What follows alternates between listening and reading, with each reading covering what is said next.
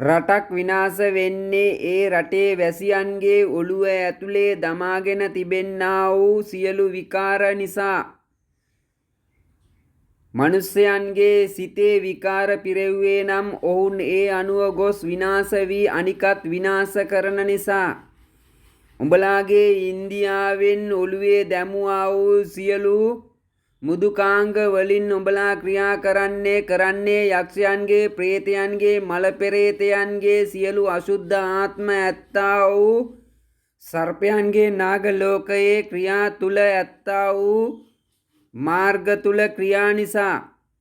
යන්ත්‍ර මන්ත්‍ර ගුරුකම් හදි ඌනියම් අනවින කොඩිවින සාත්‍ර සූත්‍ර සියල්ලම ඔය පන්සලේ හම්බුණා වූ සියලු යක්ෂයාගේ අපායේ පාත්‍රයේ උරුමේ උඹලාගේ ඔළුවේ වැටිලා විනාශ වී ඇති නිසා.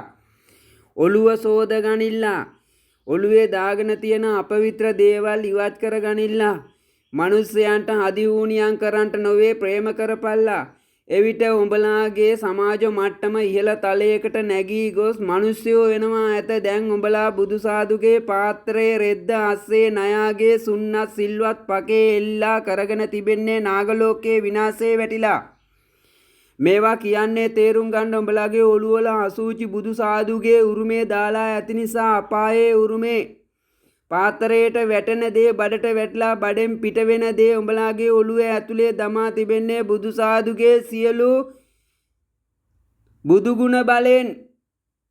බුදුගුණ බලේ මේ දේශයේ උදේ රෑ එළි වෙනකන් ගයන්නේ උඹලාගේ ඔළු කාලා උඹලා මරලා උඹලාගේ දාන කාලා බුදුසාදුගේ ශාක්‍ය වංශයේ නාගලෝකයේ පුකේ අරණ ශාක්‍ය වංශයේ ගොඩනගන්න.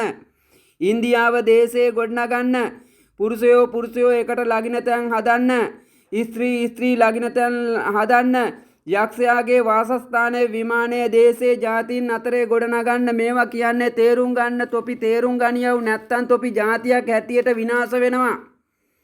තොපිට ඔළුවක් තියෙන ජාතියක් නෙමේ. ඔළුව ගූ ගොඩේ දාගෙන බඩේ දාගෙන බඩෙන් පිට වෙන දේ දාගෙන ඉන්න තැන දිව දාගෙන ඉන්නවුන්.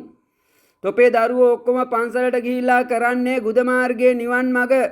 ඉන්දියාවේ සිල්වත් ලිංගයේ ගුදේ ඔබාගෙන අපායේ වැටිලා ඉන්නේ. තොපේ දරුවෝ බේරගනියව නැත්නම් තොපි ජාතියක් හැටියට විනාශ වෙනවා.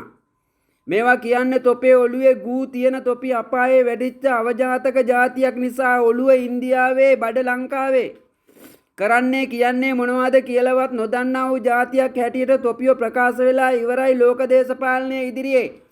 ජාතියක් හැටියට පොළවෙන් අතු ගාලා දාන්න ඕන තත්ත්වයක අද ඉන්නේ. දැනගන්ට කියන්නේ හිතපියව්.